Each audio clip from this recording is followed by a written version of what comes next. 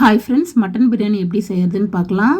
ஒரு குக்கரில் நெய் எண்ணெய் ஊற்றிட்டு காஞ்சதும் பட்டை லவங்கம் பிரிஞ்சி இலை போட்டிருக்கேன், கருவேப்பிலை பச்சை மிளகா போட்டுட்டு வெங்காயம் போட்டு வெங்காயம் வதங்கினதும் தக்காளி போட்டுக்கலாம். தக்காளி வதங்குறப்போ கொஞ்சமாக மஞ்சள் பொடி, பிரியாணிக்கு தேவையான அளவு உப்பு சேர்த்து வெங்காயம் தக்காளி நல்லா வதக்கிடலாம். வதங்கினதும் இஞ்சி பூண்டு பேஸ்ட்டு போட்டு பச்சை வாசனை போகிற வரைக்கும் வதக்கிடலாம்.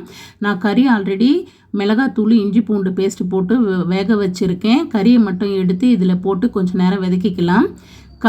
கறி தண்ணியோட மாமூல் தண்ணி சேர்த்து நான் 3 கிளாஸ் அரிசி போட்டிருக்கேன். அதில் 7 கிளாஸ் தண்ணி வச்சுருக்கேன். காரத்துக்கு மிளகாய் பொடி, பிரியாணி மசாலா போட்டிருக்கேன். புதினா கொஞ்சமாக போட்டு தண்ணி கொதிக்கிற வரைக்கும் நான் மூடி வச்சிடுறேன். தண்ணி கொதிச்சதும் அரிசி போட்டுடலாம். அரிசி போட்டுட்டு விசில் போட்டு 3 விசிலில் இறக்கிட்டால் டேஸ்டியான பிரியாணி ரெடி. எனக்கு அடிப்பிடிக்கல, ரொம்ப சூப்பராகவே உதிரியாக வந்திருந்தது. நீங்களும் ட்ரை பண்ணி பாருங்கள். நெக்ஸ்ட் ஒரு மெனுவில் மீட் பண்ணலாம். Okay friends.